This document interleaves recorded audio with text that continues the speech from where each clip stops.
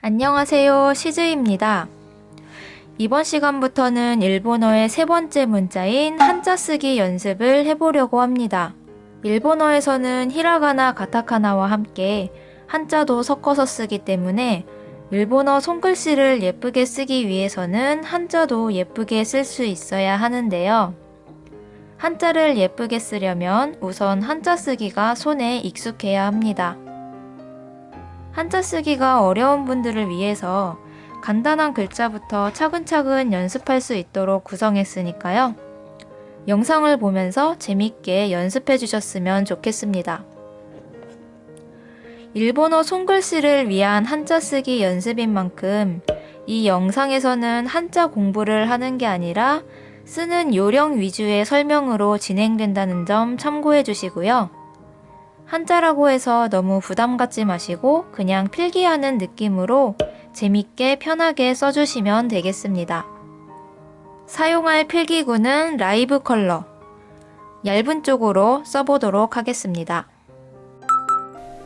날 1. 하나, 둘, 셋, 넷. 일단 한자의 네모난 모양은 한글의 미음자랑 똑같은 순서로 쓰면 되는데요. 네모 안에 획이 있는 경우에는 하나, 둘까지 쓰고 안쪽을 채운 다음에 마지막으로 밑에 문을 닫아주면 됩니다. 날 일자는 주로 세로로 길쭉한 모양으로 많이 사용되는데요. 이렇게 옆으로 길쭉하게 쓰는 글자도 있어요. 얘는 날 일자가 아니고 가로되 왈이라는 다른 글자라서 여기에는 같이 싣지 않았고요. 어쨌든 기본적인 모양은 똑같으니까 세로로 길쭉한 모양, 가로로 길쭉한 모양 골고루 연습해 보시면 되겠습니다. 달, 월. 하나, 둘, 셋, 넷. 달 월자는 원래 이 첫 번째 획을 살짝 구부려서 쓰는 게 일반적인 모양인데요. 제가 쓴 것처럼 직선으로 써도 되고 약간 사선으로 쓰셔도 괜찮습니다. 이 달 월자도 다양한 글자에 들어가면서 모양이 조금씩 바뀌는데요. 책에 나온 발할 망자나 그럴 연자처럼 사선으로 눕는 모양도 있습니다.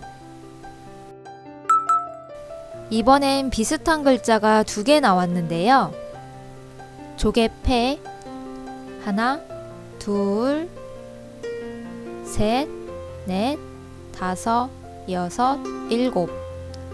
볼견 하나, 둘, 셋, 넷, 다섯, 여섯, 일곱.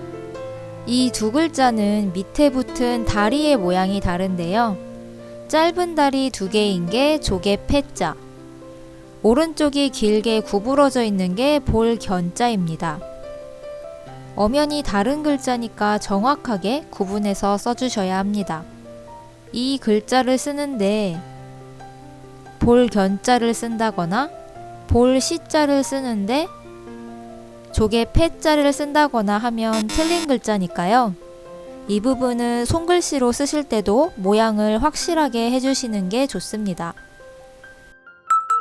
밭전 하나, 둘, 셋, 넷, 다섯.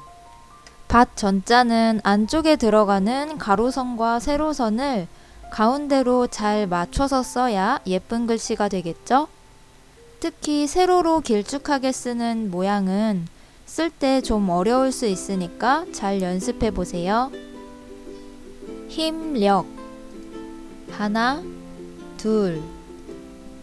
힘력자는 보시면 가타카나 카자랑 비슷하게 생겼죠? 이게 인쇄된 글씨로 보면 모양이 약간 다르게 생겼는데요. 손으로 쓰면 거의 구분이 안 되는 글자입니다. 그래서 저는 개인적으로 힘력자랑 카자를 구분하기 위해서 삐침을 이용합니다. 한자 힘력자를 쓸 때는 삐침을 넣고 가타카나 카자를 쓸 때는 삐침 없이 쓰고 있습니다. 이거는 그냥 제 나름의 기준으로 구분을 하고 있는 거니까요. 여러분들은 편한 대로 써주시면 됩니다. 흑토 하나, 둘, 셋. 흑토자는 일반적으로 쓸 땐 이렇게 수직으로 반듯한 모양으로 쓰면 되는데요. 이게 한자 왼쪽으로 들어가는 경우에는 이렇게 아래 획이 대각선으로 살짝 올라가게 됩니다. 반듯하게 써도 틀린 건 아니지만 대체로 올려 쓰는 경우가 많습니다. 불화 하나, 둘, 셋, 넷. 불화자도 기본적인 모양은 양쪽 대칭인데요. 불화자가 한자의 왼쪽으로 들어갈 때 마지막 획이 살짝 위로 뜨게 쓰기도 합니다. 나무 목 하나, 둘, 셋, 넷. 이 나무 목자도 대칭되는 모양이 기본이고요. 한자의 왼쪽으로 들어갈 때는 마지막 획을 짧게 쓰는 경우가 많습니다. 지금 연습한 흑토, 불화, 나무목 이 글자들이 한자의 왼쪽으로 쓰일 때 모양이 살짝 바뀌는 것을 보실 수 있는데요. 이거는 전체적인 글자의 균형을 맞추기 위한 것일 뿐이지 틀리고 맞고가 아니니까요. 각자 원하는 모양대로 써주시면 되겠습니다. 칠복 하나, 둘, 셋, 넷. 이 한자는 얘만 단독으로 쓰이는 경우는 없고요. 반드시 다른 글자와 함께 사용됩니다. 이 X자 모양을 쓸 때 가로선에 맞춰서 나란히 선을 내려도 되고요. 마지막 획을 살짝 내려서 쓰셔도 상관없습니다. 하품흠 하나, 둘, 셋, 넷. 이 하품 흠자를 방금 전에 본 칠복자랑 헷갈려 하시는 분들이 종종 계시더라고요. 둘 다 한자의 오른쪽 부분으로 들어가는 경우가 많고 윗부분의 모양과 아랫부분의 갈라진 모양이 비슷해서 많이들 헷갈려 하시는 것 같은데요. 모양을 정확하게 구분해 주셔야 합니다. 실수로 이런 글자나 이런 글자를 쓰지 않도록 주의해 주세요. 벼화 하나, 둘, 셋, 넷, 다섯. 벼화자는 첫 번째 획의 방향에 주의해 주시면 됩니다. 이렇게 오른쪽에서 왼쪽 방향으로 살짝 기울여서 써주시면 되는데요. 글씨를 빠르게 쓰다 보면 두 번째 획이랑 거의 평행하게 써질 때도 있더라고요. 그런데 평행하게 썼다고 해서 다른 글자가 되는 건 아니니까 크게 신경 쓰지 않으셔도 되고요. 획 긋는 방향만 오른쪽에서 왼쪽으로 쓴다는 거, 이 부분만 주의해 주시고요. 아래쪽은 아까 연습한 나무 목자와 동일합니다. 말씀 언 하나, 둘, 셋, 넷, 다섯, 여섯, 일곱. 말씀 언자의 첫 번째 획은 이렇게 가로로 써도 되고 세로로 써도 됩니다. 한글의 히읗자도 이렇게 쓰기도 하고 이렇게 쓰기도 하고 사선으로 이렇게 쓰기도 하잖아요. 마찬가지라고 생각하시면 됩니다. 참고로 저는 보통 첫 획을 가로로 쓰는 편인데요. 이렇게 한자의 왼쪽에 들어가서 길쭉하게 쓰는 말씀 언자에서는 세로로 쓰고 있습니다. 여자녀 하나, 둘, 셋. 여자녀에서 말씀드릴 것은 이 마지막 획인데요. 이 윗부분이 가로선 위로 나와도 되고 가로선 밑에 딱 붙게 써주셔도 됩니다. 둘 다 맞는 글자니까 본인의 취향에 따라서 써주시면 되고요. 저는 이렇게 삐져나온 모양으로 쓰고 있습니다. 아들 자 하나, 둘, 셋. 아들 자자도 보시면 한자의 왼쪽에 들어갔을 때 모양이 살짝 바뀐 게 보이죠? 마지막 가로선이 살짝 사선으로 올라갑니다. 꼭 올렸어야 하는 건 아니고요. 균형을 맞추기 위한 모양 변화니까요.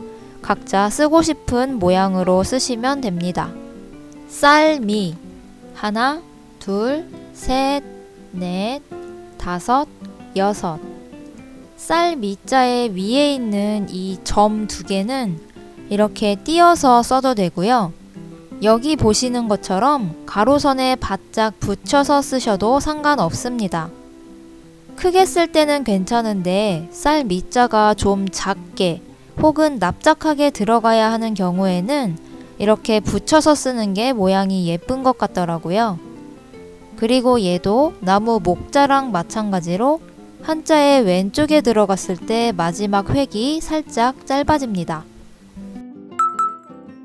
물수. 하나, 둘, 셋, 넷. 물 숫자의 왼쪽 부분은 기역자처럼 한 번에 이어서 쓰고요. 오른쪽 부분은 하나, 둘 끊어서 쓰시면 됩니다. 그리고 왼쪽 부분은 가운데 선에서 띄어서 쓰셔도 되고요. 오른쪽 부분은 가운데 선에 붙여서 쓰셔야 합니다. 참고로 물 숫자랑 비슷하게 생긴 이런 글자가 있는데요. 얘는 단독으로 쓰지는 않고 반드시 다른 글자에 들어가 있어요. 얘는 왼쪽 부분을 쓰는 순서가 하나, 둘 이렇게 끊어져 있으니까요. 둘 중 어떤 글자가 쓰인 건지 정확하게 확인하고 쓰셔야 합니다. 마음심. 하나, 둘, 셋, 넷. 마음심자는 정사각 형태나 납작하게 쓰는 건 크게 어렵지 않은데요. 이 글자처럼 세로로 길쭉하게 쓰는 게 어렵더라고요. 저는 이렇게 원래 모양 그대로 썼지만 이렇게 쓰는 게 어렵다면 이런 식으로 가운데 점 하나를 위쪽으로 올려서 쓰셔도 됩니다. 글씨체에 따라서 이 점을 위에 찍기도 하고 나란히 찍기도 하니까요. 이렇게 저렇게 써보시고 편한 쪽으로 써주시면 됩니다. 활궁. 하나, 둘, 셋. 이거는 한글의 리을자랑 비슷하게 생겼죠? 쓰는 순서도 똑같고요. 마지막 획만 밑으로 빼주시면 됩니다. 이 글씨는 세로로 길쭉하게 쓰는 건 어렵지 않은데요. 개인적으로 예쁘게 쓰기 제일 어려운 게 여기에 있는 쓸 비자입니다.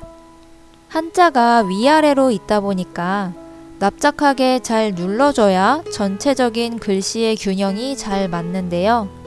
그 와중에 가로선까지 많아서 쓰기가 까다로우니까요. 많이 연습해 보시는 게 좋을 것 같습니다.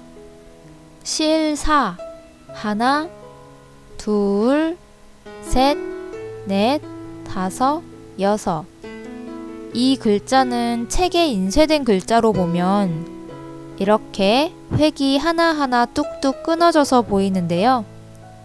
실제로 손으로 쓸 때는 하나, 둘, 셋 이렇게 이어서 써주시면 됩니다.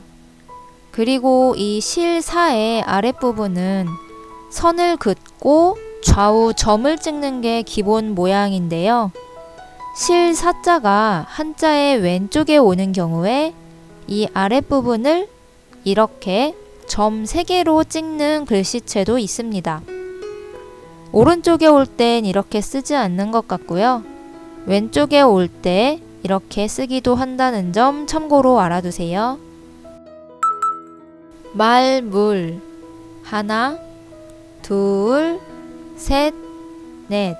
이 말물자도 단독으로 쓰기보다는 주로 다른 글자에 들어가 있는 걸 많이 보실 수 있는데요. 글자에 따라서 말물자가 바로 붙는 경우도 있고 이렇게 가로선이 하나 들어가는 경우도 있으니까요. 잘 구분해서 써주셔야 합니다. 도끼 근 하나, 둘, 셋, 넷. 도끼 근자는 이쪽 획이 하나, 둘 하고 별개의 획으로 치는데요. 실제로 글씨를 쓸 때는 한 획으로 이어서 쓰셔도 무방합니다. 실제로 손글씨체를 보면 이런 식으로 아예 곡선으로 이어서 쓰는 글씨체도 있고요. 그리고 첫 번째 획을 좀 더 기울여서 이런 모양으로 쓰는 글씨체도 있습니다. 어질량 하나, 둘, 셋, 넷, 다섯, 여섯, 일곱. 책에 인쇄된 어질량자를 보면 이쪽 획이 따로따로 떨어져 있는 것처럼 보이는데요. 실제 손글씨로 쓸 때는 이렇게 한 획으로 이어서 써주시면 됩니다. 그리고 첫 번째 획인 이 점을 찍는 방법도 다양한데요. 제가 쓴 이런 모양도 있고 점을 왼쪽으로 바짝 붙여서 쓰는 글씨체도 있고요. 수직으로 그어주는 글씨체, 그리고 이쪽 방향으로 찍기도 합니다. 다양하게 써보시고 마음에 드는 글씨체를 골라보시고요. 이 한자가 다른 한자에 들어갈 때 아래에 있는 이 획이 생략되는 경우도 있으니까요. 자세히 살펴보고 정확하게 구분해서 써주셔야 합니다. 참고로 한자들을 자세히 살펴보시면 첫 번째 획인 점이 있는 글자가 있고 없는 글자가 있죠. 사실 점이 없는 글자는 괴이름 간이라는 한자인데요. 일상 단어에서 이 한자를 볼 일이 거의 없기 때문에 좀 더 친근한 한자인 어질량자로 통일해서 정리했습니다. 점의 유무도 정확하게 확인하고 써주셔야겠죠. 옷의 하나, 둘, 셋, 넷, 다섯, 여섯. 옷의 자도 인쇄된 글씨를 보면 이쪽 획이 따로따로 떨어져 있는데요. 손글씨로 쓰실 때는 한 획으로 이어서 써주시면 되겠습니다. 그리고 어질량자랑 옷의 자를 보면 아래쪽의 형태가 동일하죠. 좀 빠르게 쓰는 필기체에서는 이 부분을 이렇게 굴려서 쓰기도 하니까요. 이런 글씨체도 있다는 점 참고로 알아두세요. 어머니 모 하나, 둘, 셋, 넷, 다섯. 어머니 모자를 쓰실 때는 가운데 점을 주의하셔야 하는데요. 어머니 모자만 단독으로 쓸 땐 이렇게 점 2개를 찍지만 다른 글자 안에 들어갈 때는 이렇게 선 하나로 이어서 써주시면 됩니다. 점 2개를 찍는다고 틀린 건 아닌데요. 일본어에서는 약자체 한자를 쓰는 게 원칙이기 때문에 가급적이면 이런 약자체 한자로 써주시는 게 좋습니다. 그런데 특이한 한자가 하나 있는데요. 마지막에 나온 이 한자는 어머니 모자가 다른 글자랑 같이 쓰였는데도 점 2개를 찍는 모양으로 씁니다. 얘는 딸기를 뜻하는 이치고라는 한자고요. 사실 이치고는 보통 히라가나나 가타카나로 표기하기 때문에 한자로 쓰는 일은 거의 없습니다. 예외적인 글자라서 참고하시라는 의미에서 실었고요. 딸기에는 점박이가 많이 있으니까 이렇게 점점으로 찍는다고 기억해 주시면 되겠죠.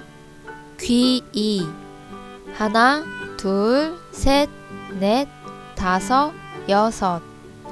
귀 이자의 특이점은 이쪽에 삐져나와 있는 이 부분인데요. 귀 이자만 단독으로 쓸 때는 이렇게 삐져나오게 쓰지만 다른 한자에 들어갈 때는 이렇게 삐져나오지 않게 쓰는 경우가 많습니다. 이 부분은 삐져나와도 되고 안 나와도 되고 크게 상관이 없으니까요. 본인이 쓰기 편한 쪽으로 쓰시면 되겠습니다. 닭, 유 하나, 둘, 셋, 넷, 다섯, 여섯, 일곱. 닭 유자는 단독으로 쓰기보다는 주로 다른 한자에 들어가 있는 걸 많이 보실 수 있습니다. 이 세 번째 획은 오른쪽으로 꺾어서 쓰는 게 일반적인데요. 가끔 둘 다 직선으로 쓰는 글씨체도 볼 수 있고요. 안쪽에 있는 가로선은 이렇게 양 끝을 붙여서 써도 되고 띄어서 쓰셔도 됩니다. 가로선이 없는 이 한자는 선역 서자인데요. 가운데 가로선의 유무에 따라서 다른 글자가 되기 때문에 주의하시라는 의미에서 같이 실었습니다. 술의 차 하나, 둘, 셋, 넷, 다섯, 여섯, 일곱. 술의 차자는 보시다시피 가로선이 많은 글자입니다. 이 가로선의 길이를 조절해서 전체 글자의 비율을 맞춰주시면 되는데요. 이렇게 세로로 길쭉하게 쓰는 경우에는 위아래 선을 짧게 해서 너무 옆으로 늘어나지 않도록 해주시고요. 이 한자는 선배 후배 할 때의 배자입니다. 얘는 글씨가 위아래로 배치되어 있어서 자칫하면 전체 글씨가 길쭉하게 써질 수도 있는데요. 이런 글씨에서는 아래 가로선을 좀 길게 빼서 전체적인 비율을 맞춰주셔도 됩니다. 마지막 획순주의라고 써있는 이 두 글자는 학습자분들이 정말 많이 혼동하고 계신 글자인데요.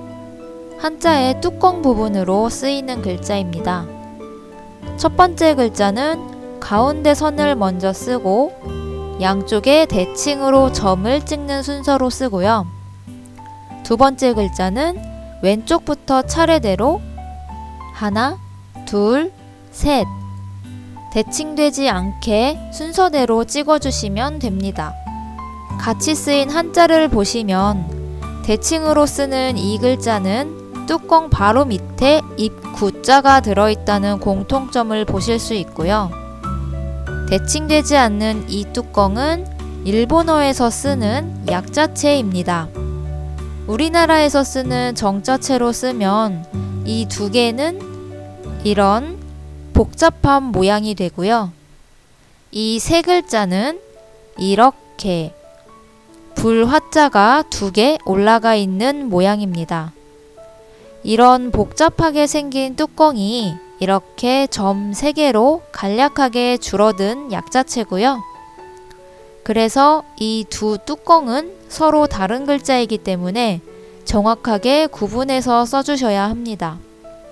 이 글자의 차이가 정말 미묘한 부분이라서 같은 글자인 줄 알고 이 대칭되는 뚜껑으로 다 통일해서 쓰시는 분들이 정말 많이 계신데요. 지금 영상을 보고 계신 분들 중에도 이 배울 학자를 이렇게 쓰시는 분들 계시죠? 이렇게 쓰면 틀린 글자니까요. 뚜껑 모양에 꼭 주의해주세요. 이렇게 해서 간단한 한자 쓰기 연습을 해보았는데요. 한자 쓰기에 대한 부담이 좀 줄어드셨나요? 책에 실려있는 이 변형된 한자 쓰기 연습을 한 번씩 해보시고요. 변형 연습을 좀 더 집중적으로 해보고 싶다 하시는 분들은 이런 모는 노트를 준비합니다. 원하는 글씨 크기로 정사각형을 지정해 주시고요. 그리고 꽉 찬 글씨, 길쭉한 글씨, 납작한 글씨, 작은 글씨 이런 식으로 칸 안에 다양한 크기로 써보는 연습을 해보시는 것도 좋습니다. 그리고 한자의 획순에 대해서도 잠깐 말씀을 드리자면 일단 한자는 필순에 맞춰서 쓰는 게 가장 좋습니다. 때문에 영상에서도 필순대로 쓰는 걸 보여드렸는데요. 그렇긴 하지만 한자 시험 같은 걸 볼 계획이 없고 단순히 일본어 노트 필기를 예쁘게 하기 위한 목적으로 쓰는 한자라면 필순을 꼭 엄격하게 지킬 필요는 없다고 말씀드리고 싶어요. 한글도 처음 배울 때는 필순대로 칸에 맞춰서 또박또박 쓰는 연습을 하지만 실제로 필기할 때는 각자 자기 손에 편한 대로 내가 원하는 모양으로 개성있게 쓰는 경우가 많잖아요. 한자도 똑같이 적용된다고 생각하시면 되고요. 물론 저도 필순에 맞지 않게 제 손에 편한 대로 쓰는 한자들이 있습니다. 원칙에 맞춰서 바르게 쓰는 것도 중요하지만 그 원칙 때문에 한자가 너무 어렵게 느껴진다면 일본어 공부에도 지장이 있을 수 있거든요. 한자 쓰기를 좀 더 재밌게 부담 없이 하기 위해서 조금은 원칙에서 벗어나도 괜찮다는 거를 말씀드리고 싶습니다. 그럼 오늘의 쓰기 연습은 여기까지 하겠습니다.